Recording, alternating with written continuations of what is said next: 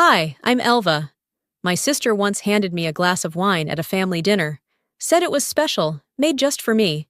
But something felt off, so I swapped glasses with her husband. What happened next exposed more than just a single betrayal.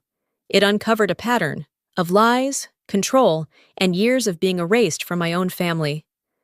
They tried to make me look unstable. They tried to take my father, my place, my name. But what happens when the quiet one decides not to stay quiet anymore? Would you stay silent if your own sister wanted you gone?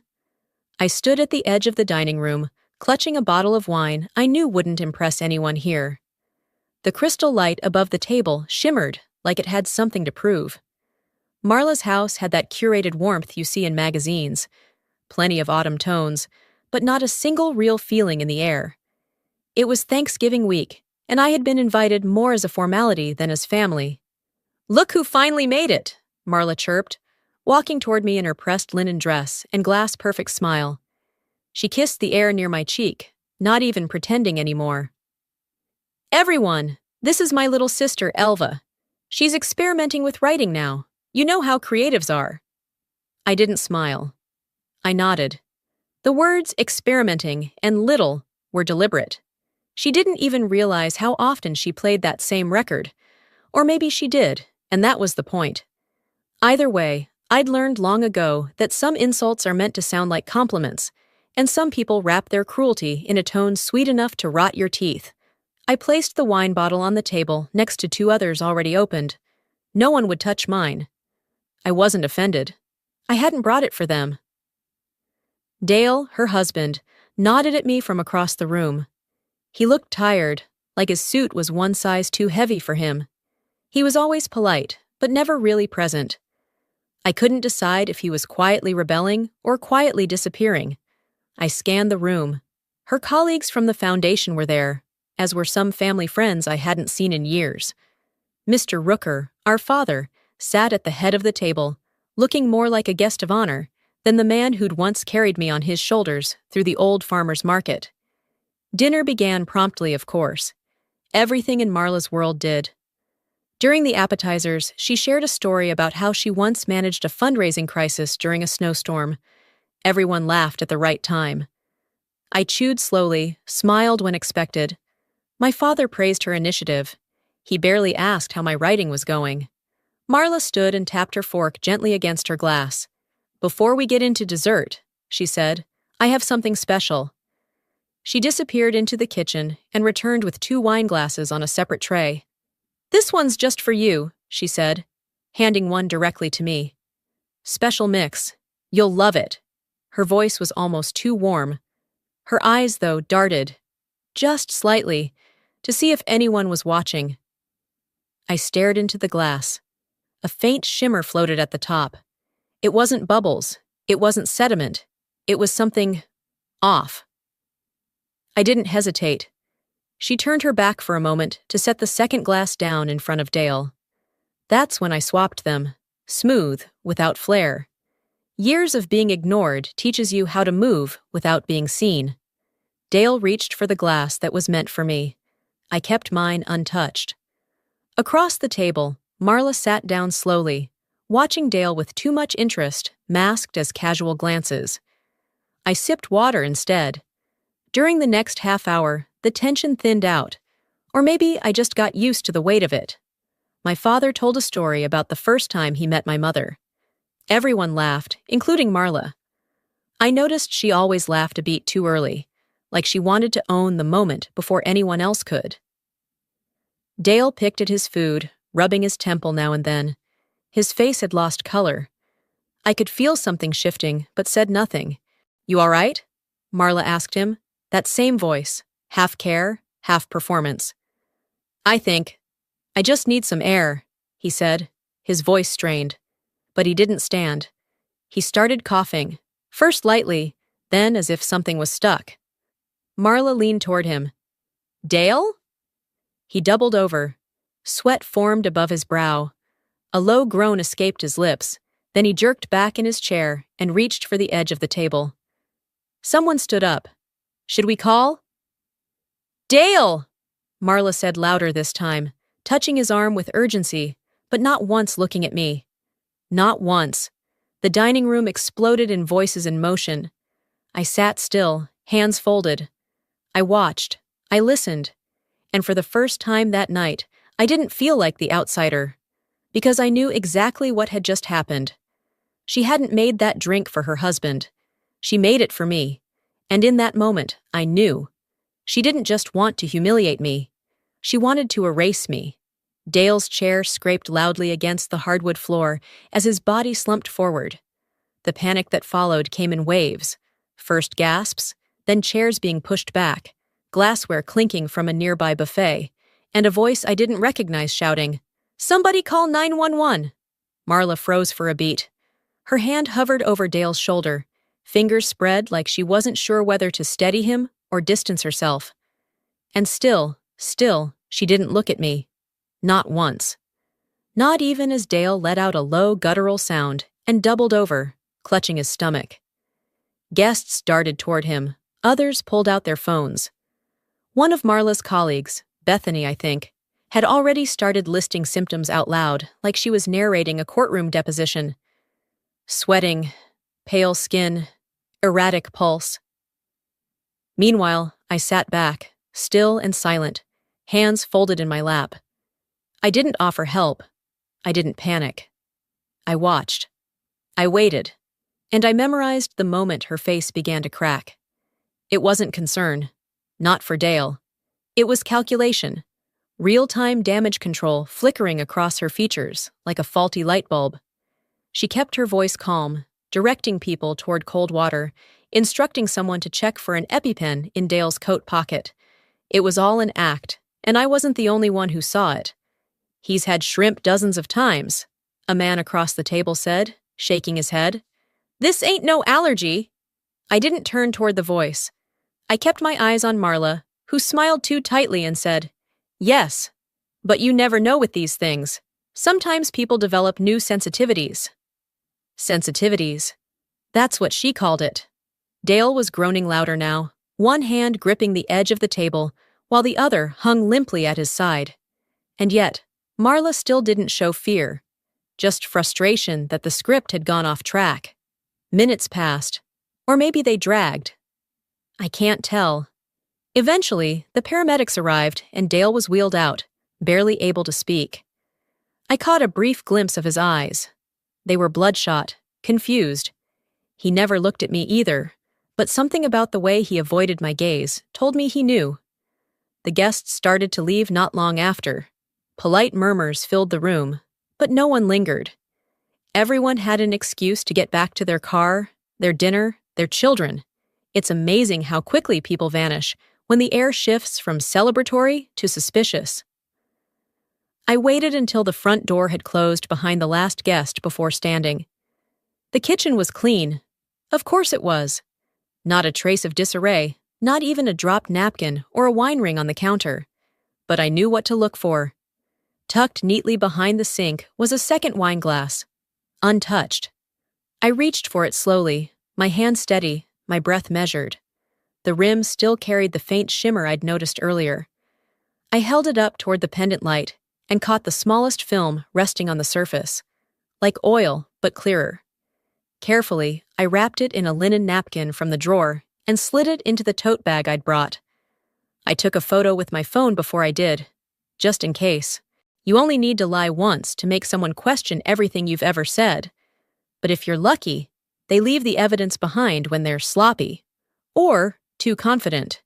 I stepped out onto the back patio, letting the air hit my face, cooler now with nightfall just beginning to settle. The garden lights were already on, bathing the landscaping in soft yellows. Marla liked to show things off in layers, inside elegance, outside perfection. But it all masked the same thing: control. Dale once said that during a dinner party at their house, months ago. I'd complimented the table setting, and he'd chuckled, barely above a whisper. "Marla likes things controlled, even family." He'd said it like a joke, but his eyes hadn't laughed. Now I understood. Tonight wasn't about sibling rivalry or petty jealousy. It wasn't even about making me look bad. No, this was strategy. And if Dale hadn't taken that drink, I would have been the one in that stretcher, rolling out the front door to a chorus of well-rehearsed concern. I glanced through the glass back doors, watching Marla clear the plates with clinical efficiency. Her hands moved with the same grace they always did, but she moved faster now, sharper. She was cleaning up, not just the table, but the narrative. Too late. I took one last look at the glass, glowing faintly from inside my tote. It wasn't just a drink, it was proof. And for the first time in a very long time, I wasn't the one who'd have to explain herself. I walked out of her house that night with more than just suspicion. I walked out with proof. Back at home, I didn't turn the lights on right away. I needed a second to let the silence settle in. Something about it felt more honest than anything I'd just walked away from. I slipped off my shoes by the door, dropped my keys into the small ceramic bowl by the entry table, and placed the napkin-wrapped glass inside the freezer. I didn't know how long I'd keep it there. I just knew it needed to stay cold, untouched, and unwashed, like a truth that hadn't been tampered with. I made coffee even though I wouldn't drink it.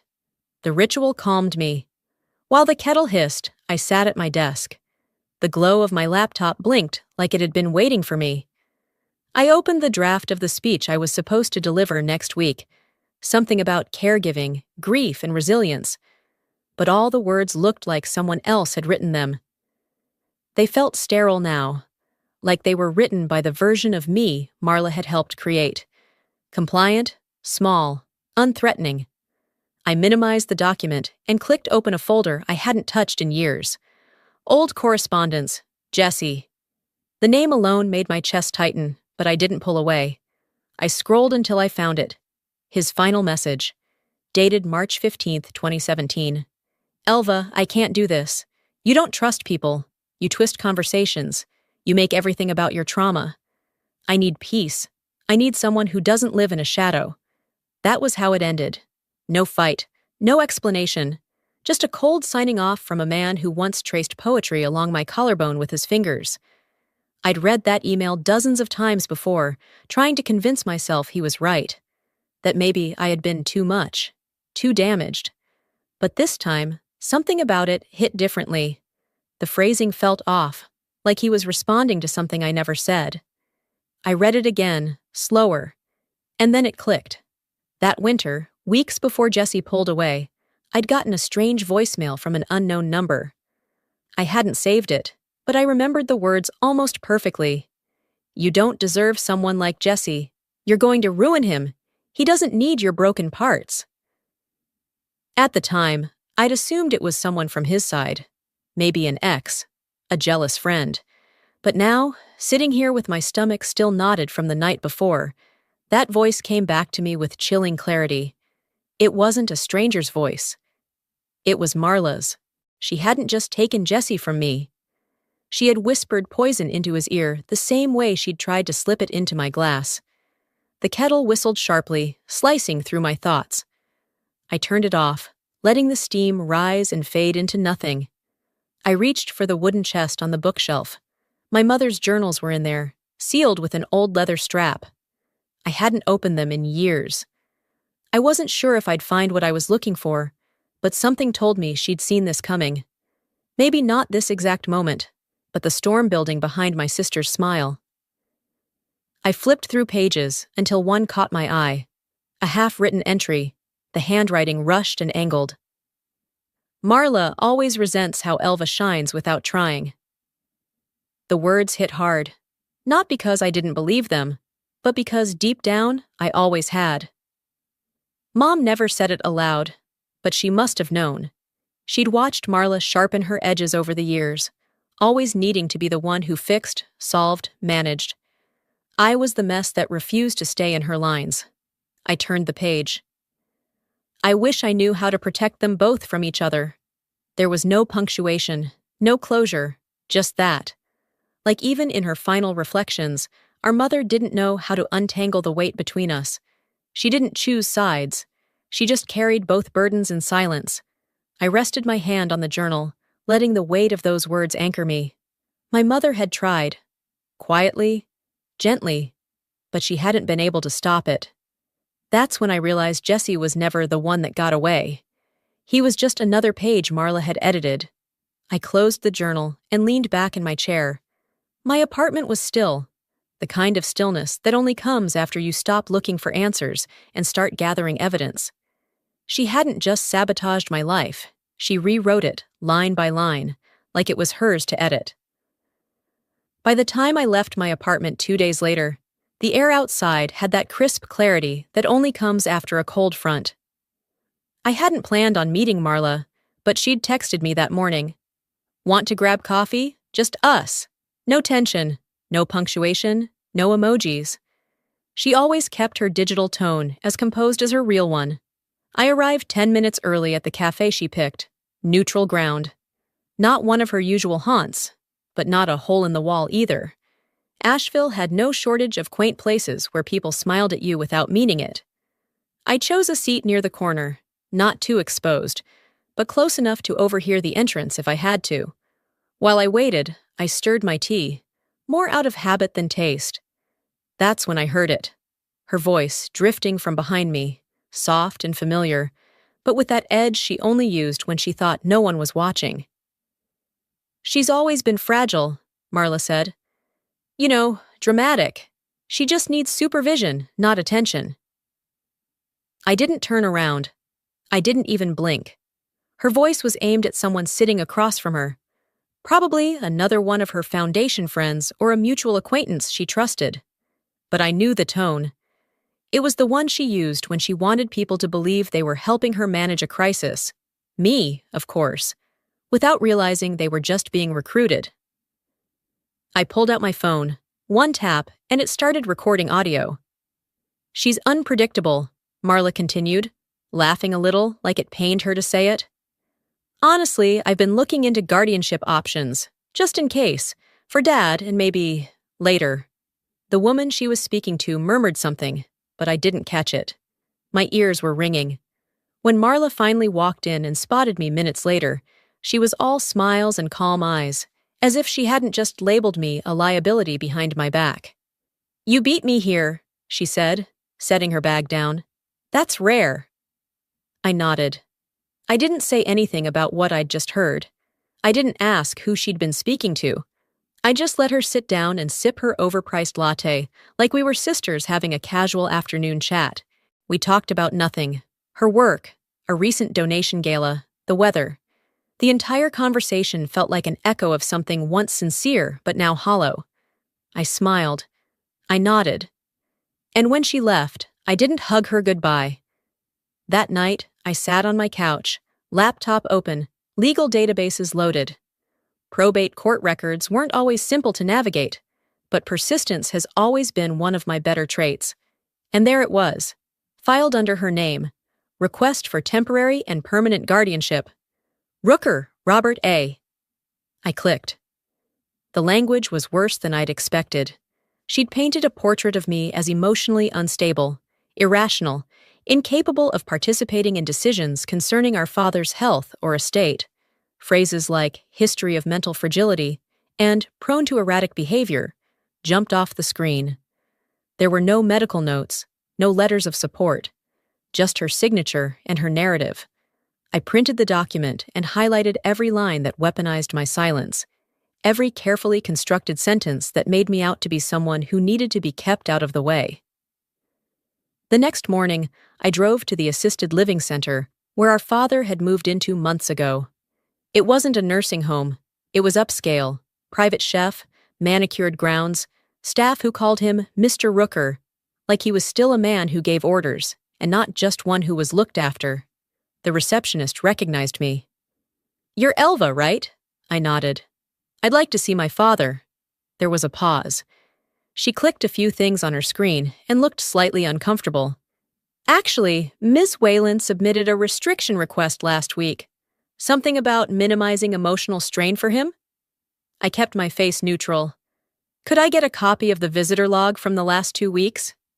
She hesitated. I don't know if I can... I smiled. Don't worry, I'll have my lawyer ask. 10 minutes later, I had a photo of the screen on my phone. Marla had visited 4 times, each entry logged precisely. Mine?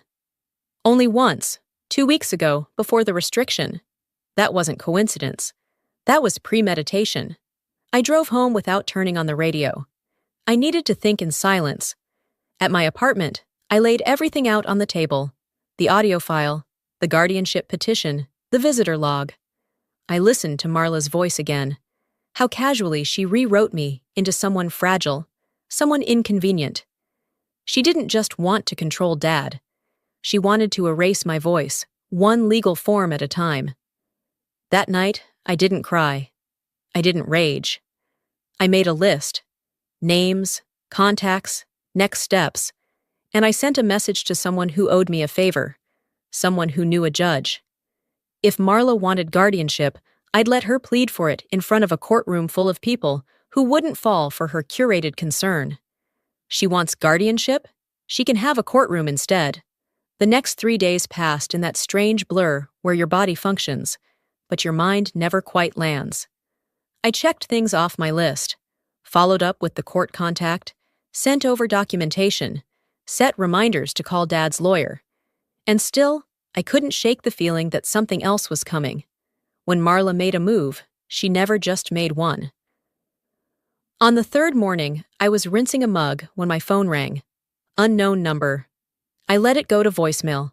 A few seconds later, it rang again. Same number. Against better judgment, I answered. "Elva Rooker?" a man's voice asked. "I'm Dr. Michaels, your father's general practitioner." I shifted the phone to my other ear, suddenly alert. "Yes, this is she. I wanted to touch base regarding an email we received. Anonymous, but fairly detailed. It claimed you've been showing erratic behavior and may pose a risk to your father's safety."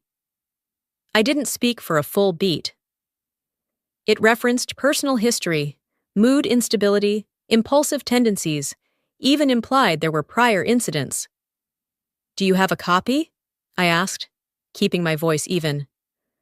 "I can forward it, but you should know it was vague enough to avoid direct slander." Still, given its tone and context, I felt obligated to reach out. "Thank you," I said. "Please send it. And if anything else like this comes through, I want to know." He hesitated. "Is there something I should be aware of?" "I think you're already starting to see it." An hour later, the email hit my inbox. It came from a generic Gmail, no signature, no details I hadn't already guessed. But the phrasing, it was unmistakably hers. Elva's emotional volatility has always been a concern in our family. As her sister, I've tried to support her, but now with Dad's health declining, I worry she might act out of misplaced stress or resentment. Out of all the tools in Marla's arsenal, this one cut the deepest. She wasn't just trying to keep me away. She was reshaping the way others saw me. Quietly, methodically. I stared at the screen, jaw set, until the letters blurred. I didn't cry. I didn't throw anything, but I saved the file, labeled it Weapon 1. That night, I sat in bed scrolling through the family group chat. It had been unusually quiet lately, and something about that felt off. I refreshed the thread and saw it. A new one. Rooker family, updates. Photos filled the screen. Dale, resting in a hospital bed, giving a weak thumbs up. A selfie with Marla at his side. A caption. "He's recovering well. Thanks for the prayers." Every cousin, aunt, and church family friend was tagged. All smiles and emojis. Except I wasn't there. I scrolled to the top. My name wasn't even on the list. She didn't block me. She just left me out. And no one said a word. Not one person noticed I was missing. The next morning, I walked into Marla's office without an appointment. The receptionist looked startled, but I didn't stop. Her glass office door was half open, and she glanced up just as I stepped in. "Elva, what?" I dropped a folder on her desk. She looked down at it, expression unreadable. "What is this?" "An email you wrote, and a group thread you built to bury me." "Elva, you didn't want to kill me with poison. You wanted to erase me with reputation." Marla sat back in her chair, folding her arms. "You've always been dramatic. I'm just protecting what's left of this family." Her voice was steady, calculated, like she was talking to a donor, not a sister. "You're not protecting anyone," I said, leaning in. "You're rewriting the story so no one remembers I was ever part of it." She didn't respond. "You think being quiet makes you safe. It doesn't. It just makes you mistaken for a savior." Marla's jaw flexed, but she kept that professional calm painted across her face. I didn't give her the satisfaction of slamming the door when I left. I walked out the same way I'd walked in, deliberate, quiet, and with a plan. Back at my apartment, I opened the folder on my laptop labeled Strategy. I added 2 new files. Weapon 2, Email Smear. Weapon 3, Social Erasure. I wasn't interested in proving her wrong anymore. I was going to show everyone who she really was. She could keep pretending I was unstable, irrelevant, invisible. But I had the receipts. This time, the story won't be written by her lies. It'll be printed in court filings. The next morning, the sky was overcast. Thick, unmoving clouds hung low, like they'd been told to stay put. I sat at the kitchen table with my second cup of coffee, the kind of bitter I usually avoided. But I needed the edge. My laptop was already open. I stared at the folder labeled Strategy, took a breath, and opened another file. The one Dale had quietly shared with me 3 weeks ago. He hadn't said much when he sent it. Just a short message. "If something ever happens, you'll need this." I clicked the link. The screen loaded with a low-resolution video, security footage from Marla's kitchen, the same night she'd hosted that lovely little dinner in her curated colonial home. The clip didn't need sound to tell its story. She stood at the counter, back to the camera, glass in one hand, a small vial in the other. She didn't even flinch when she tipped the contents in, gave it a light stir, and scanned the hallway. Nothing about her moved like someone acting on impulse. Every motion was precise, familiar. I paused the video at the frame where the shimmer hit the surface of the wine. Proof. It wasn't theatrical. It wasn't damning in a courtroom drama way. But it was enough. Enough to cast doubt. Enough to say, "Look again." I uploaded the file to a private drive, locked it behind a password, and copied it to 2 separate flash drives. One went into the bottom of my purse. The other I slid into the lining of an envelope I'd already addressed to someone in legal counsel I trusted. No monologue, no dramatic labeling, just insurance. By midday, I'd showered, dressed in soft black layers that made me feel less observed, and drove to Dad's house. I hadn't been there in a few weeks, not since Marla had begun cutting off my visits. But this trip wasn't to see him. Not yet. I let myself in using the old code he never bothered to change. The house smelled like lemon wood polish and something else. Marla's favorite fig-scented candles. She never cared if he liked them. His study was mostly untouched. I walked past the pictures of us from childhood. The one of Marla and me at a school play, cropped to hide the part where I'd slipped and fallen just before the curtain rose. On the bookshelf, tucked between 2 atlases, sat the antique edition of Hemingway's short stories I'd given Dad for his birthday last year. Leather-bound, gold lettering, personal. I pulled it gently from the shelf, opened the front cover, and read the inscription. "To Dad, from your loving daughter, Marla." I didn't need to feel the sting in my gut. I'd expected it. What I hadn't expected was the subtle crease in the spine that matched how I wrapped it. The smudge near the edge of the page that looked exactly like the ink I'd used. I pulled out my phone, laid the book flat on the desk, and took a close-up photo of the inscription. Then I scrolled back to my receipt, which I'd kept like a small rebellion, and snapped that too. Evidence. Quiet. Clean. I didn't say goodbye to Dad. He was still out with the home nurse for his walk, and part of me didn't want to interrupt that rare pocket of peace. I just left the book where it was, knowing now what it meant. Marla hadn't just tried to steal the narrative. She'd begun erasing the footnotes. Late that afternoon, I pulled into the parking lot of the financial firm where our family's advisor, Mr. Harwick, still worked part-time despite his age. I'd asked for a meeting, told him it was about updating Dad's documents. Marla arrived 5 minutes after me, immaculate as always, expression unreadable.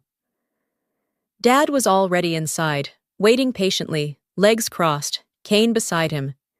He didn't say much these days, but his presence still held weight. Mr. Harwick welcomed us, offered bottled water, then gestured to the long table in the conference room.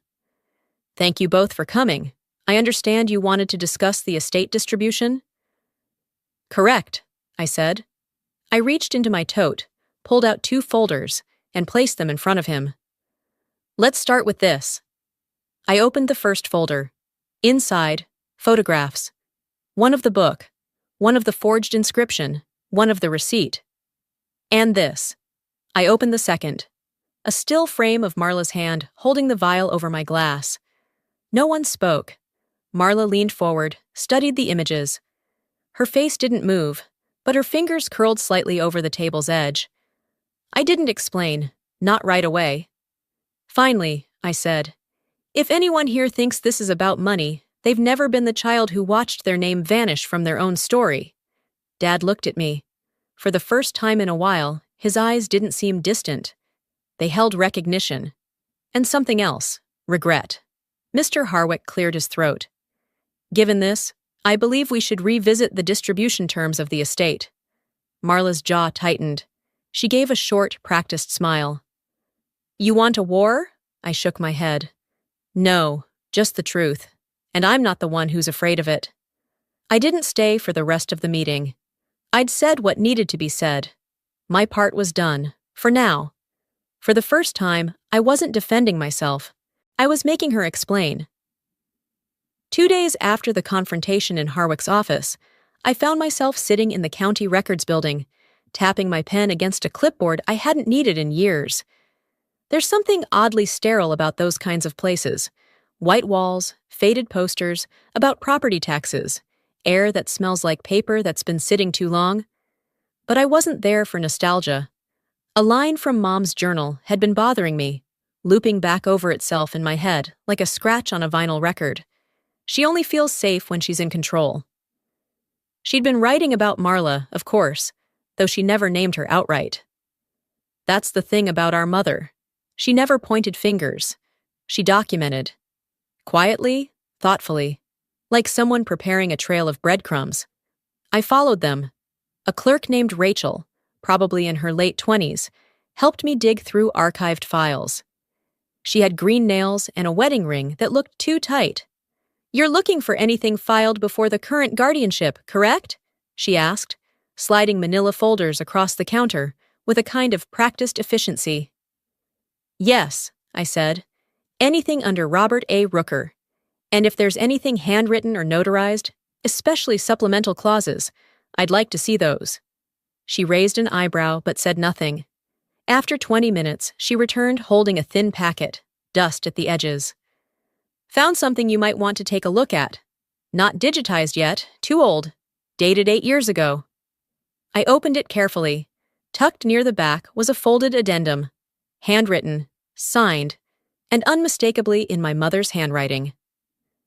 Addendum C, upon incapacity clause. Should any heir assume undue control over another, the estate is to be redistributed, favoring the disenfranchised. I didn't realize I'd stopped breathing until my chest reminded me to start again. I scanned the page twice more, then asked for certified copies, and thanked Rachel with a handshake firmer than I expected from myself. It was mid-afternoon by the time I pulled into the driveway of a modest ranch home on the east side of town. The shutters were peeling, but the lawn was neatly trimmed. I knocked once and waited. The door opened to reveal Mr. Lawton, retired attorney, former partner in Dad's old firm, and one of the few people my mother had trusted with anything. "Elva," he said, surprised. "Well, haven't seen you since. Goodness, high school maybe?" I smiled faintly. "I'm hoping you can help me answer something only you'd know." He stepped aside without asking what it was. Inside, I laid the addendum on his coffee table. His face shifted from nostalgia to something more serious as he read. "She asked me to notarize that personally," he said, voice low. "She didn't want anyone else in the office handling it. Did she say why?" He nodded slowly.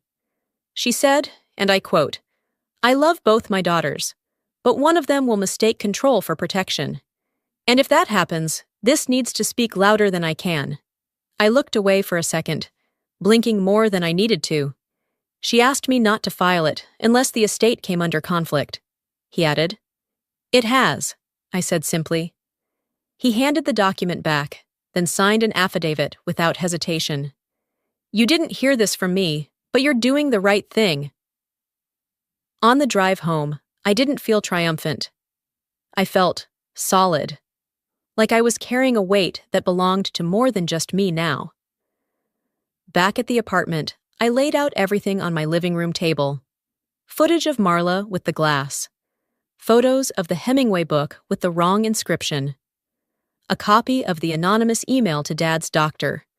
Screenshots of the group text I'd been silently cut from. And now, the notarized clause from Mom's hand.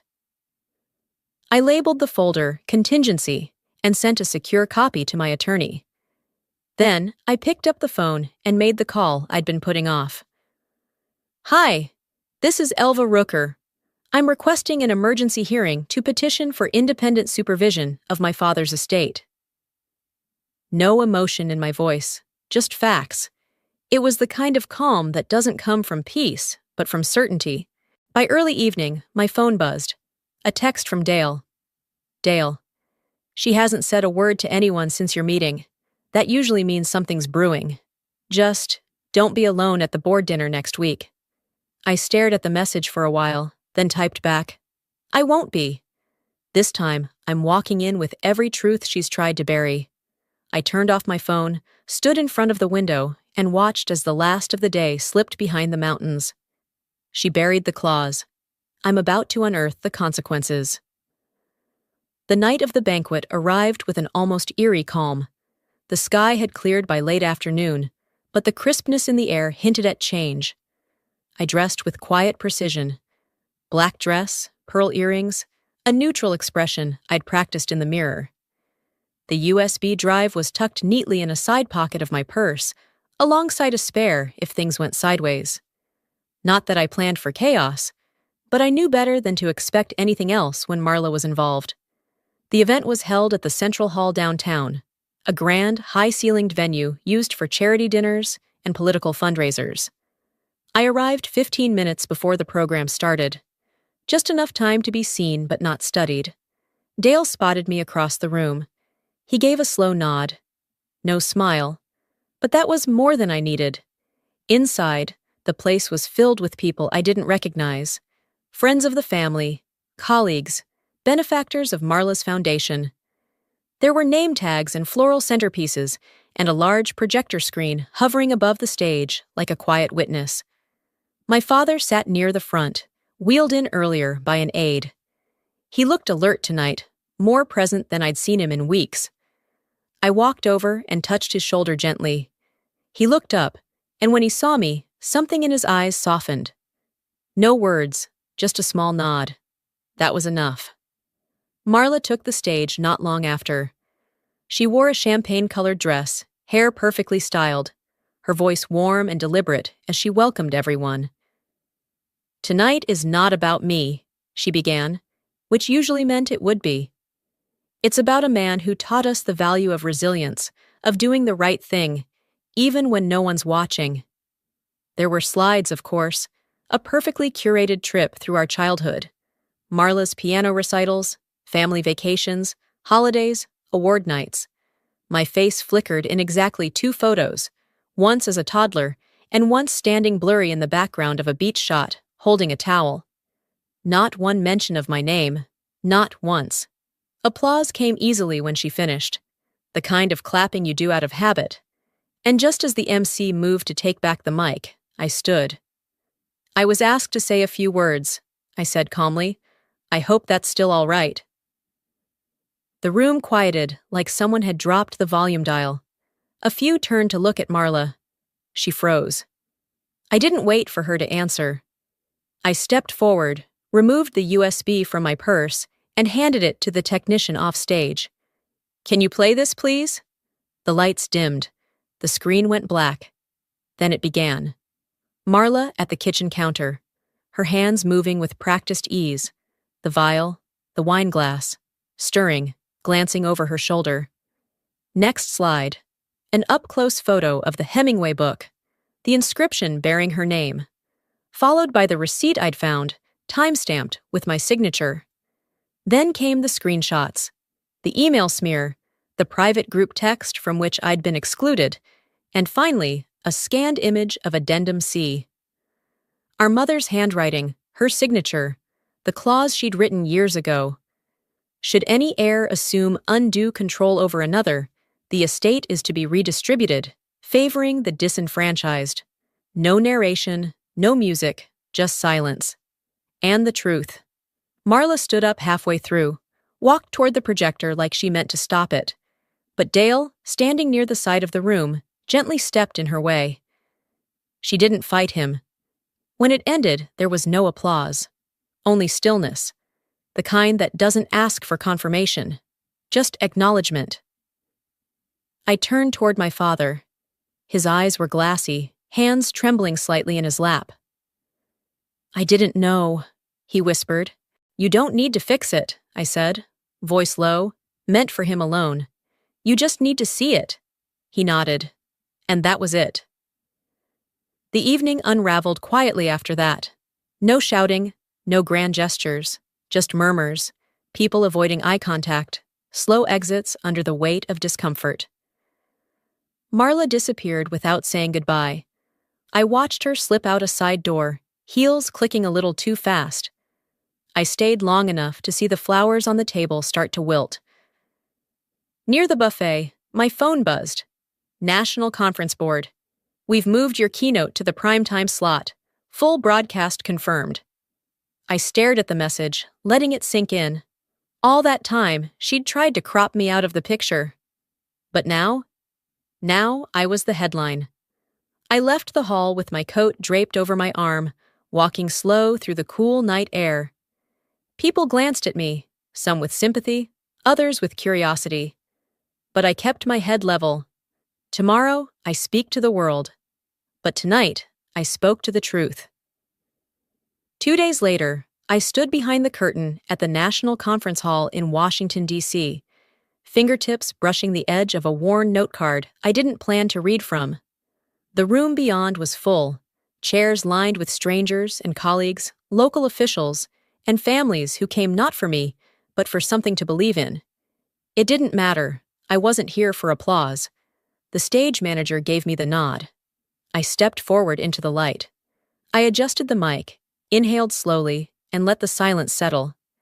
Not the uncomfortable kind, but the kind that clears a path. "I used to believe silence protected peace," I began, voice steady. "But now I know, it only protects power." There wasn't a flicker of movement in the room. "I'm not here to accuse anyone. I won't name names, but I want to talk about what happens when truth is treated like an inconvenience. When families function more like curated press releases than places to be known." I told them about my father, his quiet strength, the way he used to hum old hymns when he forgot the words to conversations, about how caregiving was more than medical schedules. It was about memory, dignity, forgiveness. I told them about being erased, not with force, but with omission, and how the most dangerous kind of betrayal often looks like protection on the surface. There were no dramatics, no raised voice, just truth, laid bare, moment by moment. When I finished, I stepped back, thanked them, and walked off stage without waiting for what came next. Behind the curtain, the coordinator squeezed my hand gently. "You didn't just speak," she said. "You echoed something half this room has lived through." By the time I made it to the lobby, I'd already received 2 messages. The first was from a woman I'd never met. Elderly, elegant handwriting in a note that read, "You said what many of us lived, but never had the words for. Thank you for finding them." The second was from Dale. "Dale, she won't admit it, but she heard you. And she's shaken." I didn't reply. There wasn't anything left to say. The next morning, I boarded a flight back to Asheville. I didn't check my email until I'd landed. Among the newsletters and work requests was a message from the estate court. I opened it on the tarmac, standing by the window. Subject: Final notice. Estate ruling body. Guardianship temporarily revoked. Independent fiduciary assigned. Ms. Weiland removed from legal authority over all estate matters. No headlines, no cameras. Just a quiet reversal. The kind of justice that doesn't need to be loud to be real. When I got home that evening, the apartment was still. I watered the plants, made tea, folded the throw blanket on the couch I never quite sit on properly. Life, it seemed, had found its edges again. Later, I heard a knock. I opened the door to find my father standing there with his cane and the aide a few steps behind. "I asked to stop here first," he said, "if it's all right." I stepped aside and let him in. He didn't stay long, just enough to look around the room, nod to himself, and hand me a worn envelope. Inside was an old photograph, me and Marla as kids, sitting on the porch, ice cream melting in our laps. But this wasn't the edited version she'd used for the slideshow. My face wasn't faded. I wasn't cropped. I was there, fully, freely. "I found the original," he said, "not the one she used." I sat down next to him, the photo in my lap. "I should have asked more questions," he said softly. "You shouldn't have had to," I answered. "But thank you." We sat there a moment longer. No need to say more. After he left, I placed the photo on the mantel. This story was never about poison. It was about being erased, about what it costs to stay silent when someone else is writing your ending. But not anymore, because this time I didn't ask to be seen. I became visible on my own terms. I didn't win. I just stopped losing to a version of me that never existed. Before we close this story, I want to share something personal, something I've only truly understood after living through every silent battle, every moment I was made to feel small, and every quiet victory that followed. If you've ever been made invisible in your own family, if someone close to you has tried to control your story, your reputation, or your place in the room, you're not alone. For a long time, I believed staying quiet meant keeping the peace. But the truth is, silence doesn't create peace. It creates space for others to rewrite your life, one omission at a time. And healing? It doesn't always come with applause. Sometimes, healing looks like choosing to speak, even if your voice shakes. Sometimes, it's choosing to no longer need their permission to exist fully. You don't have to shout to be powerful. You don't have to fight to be heard. You just have to stop letting someone else narrate your worth. So now, I ask you, have you ever been pushed to the edges of your own life by someone you love? Have you ever had to reclaim your name from someone who tried to redefine it? If this story resonated with you, even just a little, leave a comment below. Let me know where you're watching from. Type 1 if it touched your heart, or share your own experience. If it didn't connect with you, tell me why. I'd love to hear what you see from your side. We're here to listen, to share, and to grow. And if you want more stories like this, real, raw, and human, subscribe to this channel so you don't miss what's coming next. Your voice matters. And no one gets to take that from you. Thank you for being here. Let's keep going, together.